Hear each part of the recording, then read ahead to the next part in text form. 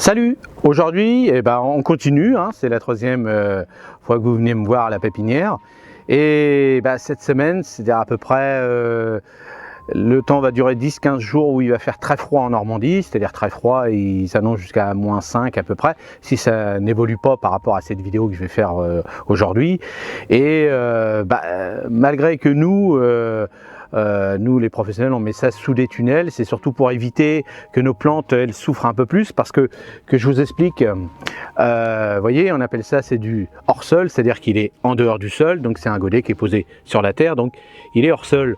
Donc le hors-sol, c'est-à-dire quand il fait froid, vous, quand elle est en pleine terre, le froid lui vient dessus, mais nous, il va tout autour. Donc c'est vrai que ça gèle beaucoup plus vite, même si c'est une plante qui résiste à -10, -25, elle résiste beaucoup moins parce que les racines sont en dehors du sol.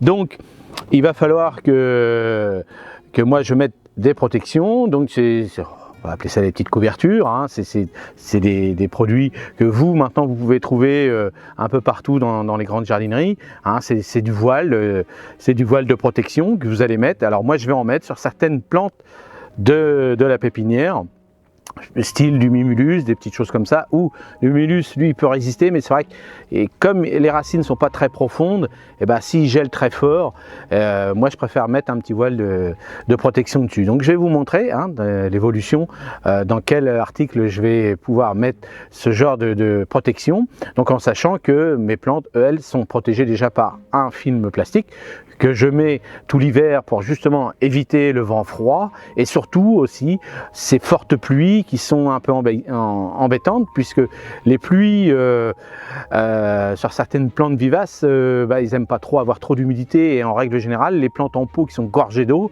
s'il y a un coup de gelée derrière, même si c'est une plante qui résiste jusqu'à -20 ou -25, là risque de geler. Donc le fait de mettre une petite protection dessus, nous par exemple nous un tunnel, ça évite justement, donc on régule un petit peu les arrosages, hein. Donc on y va, c'est parti, je vous montre un petit peu comment je vais faire pour protéger. Vous allez voir, c'est tout simple.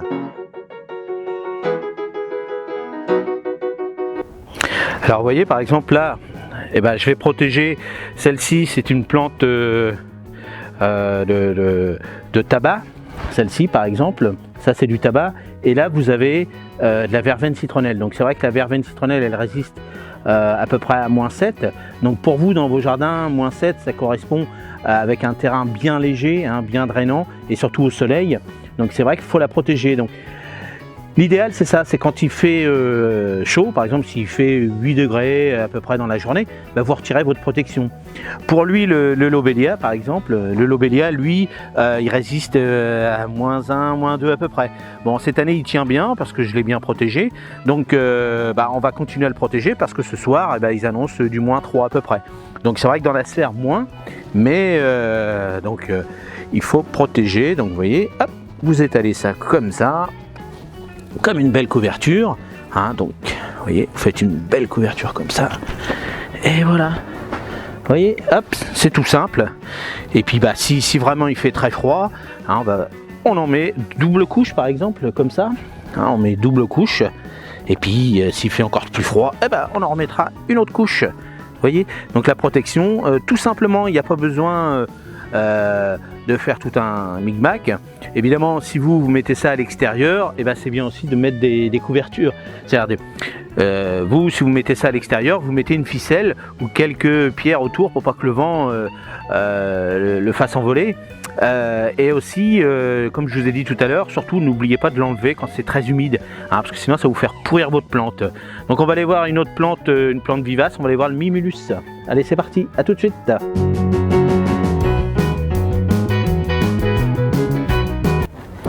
Alors voilà, ça c'est du mimulus.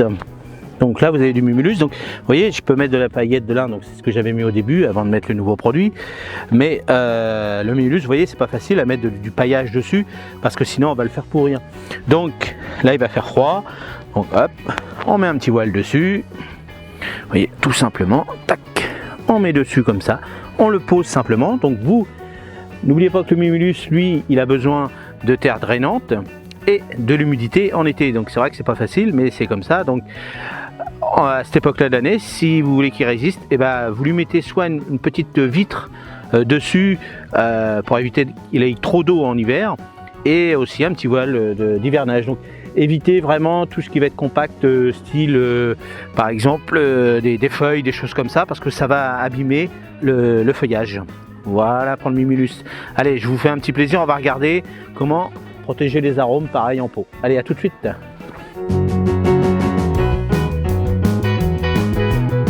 Alors vous voyez là, je les avais protégés déjà, hein, j'avais déjà commencé. Donc hop, vous voyez, allez, vous voyez ça c'est des gros pots d'arômes. Donc vous voyez, malgré qu'ils sont protégés, vous voyez, ça a commencé à sortir. Donc c'est pas bon, hein, parce qu'avec le froid, bah, ils vont souffrir. Mais bon, l'arôme, lui, les racines sont à l'intérieur, c'est quand même assez des grosses racines. Donc lui, il faut vraiment le protéger. Et le mieux aussi, c'est pareil. C'est une petite plaque de plastique transparente ou alors du verre au-dessus pour vraiment qu'il garde. Faut éviter de faire pourrir le feuillage, surtout au printemps, c'est-à-dire qu'au printemps, on va dire au début mars, ça va commencer à sortir. Et c'est vrai que si vous mettez des feuilles, de la paille, des choses comme ça, ça va faire pourrir les nouvelles feuilles. Donc il faudrait plutôt un voile comme ça avec une vitre dessus et bien protégé, hein, mettre plusieurs couches. Hein, vous mettez vraiment plusieurs couches dessus et par-dessus une vitre, alors avec des petits cailloux de chaque côté ou des briques, hein, pour éviter que la vitre soit compacte le paillage, c'est-à-dire le voile de coton, et comme ça évitera que l'eau aille vraiment dessus et faire pourrir ces grosses racines d'arômes.